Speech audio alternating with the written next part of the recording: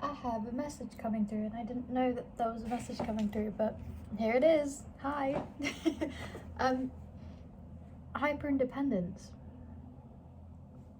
That word just keeps coming through bigger and bigger and bigger, and it's like, I think when we have mastered how to be alone and we've felt excluded from society, or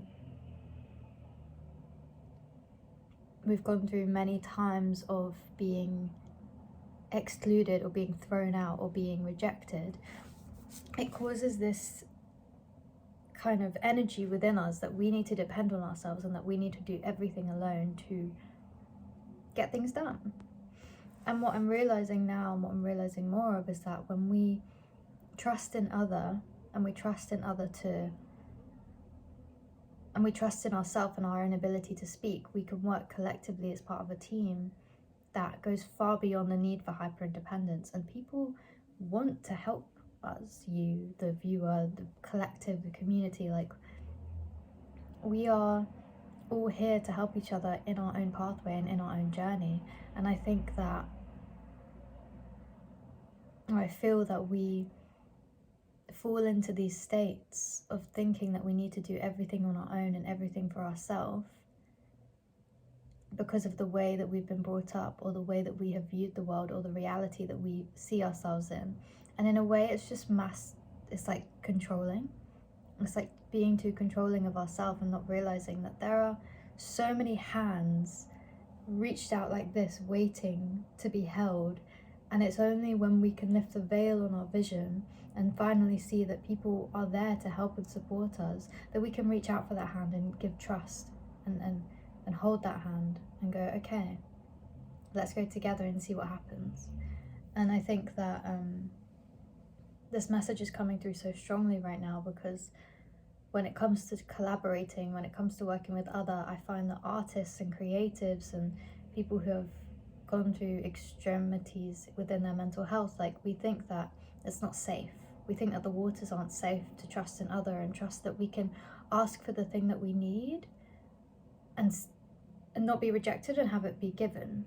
And so it's like understanding that, yes, rejection is one thing, yes, things fall through, but unless we take the chances and take those hands and let go and trust in the others and trust in the people that are here to help you, then we will never know what could have been, or what could have happened, or what beautiful experience, place, opportunity could have arisen from that. And so I guess this is like a little, I might be called upon in a minute, this is like a little reminder to you that if you can, the deeper you trust yourself is the deeper that you can trust other. The deeper that you meet the deepest version of yourself that you can meet is the deepest version of yourself that you can meet in the other. And you will naturally pull in and gravitate and magnetize people in who are there to support you when you are cultivating that deep sense of rooted support within yourself. And so that involves the self-care, the manifestation, the journaling, the meditation, the yoga, the whatever that is for you. Could be literally anything, just painting. But it's so important to remember that the trust is out there.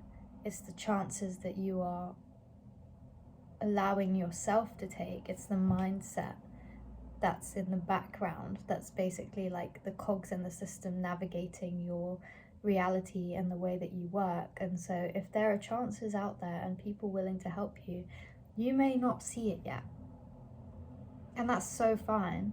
But I hope this message comes as like a token, or a little coin, or a little like reminder that they're there and they're waiting and it's coming.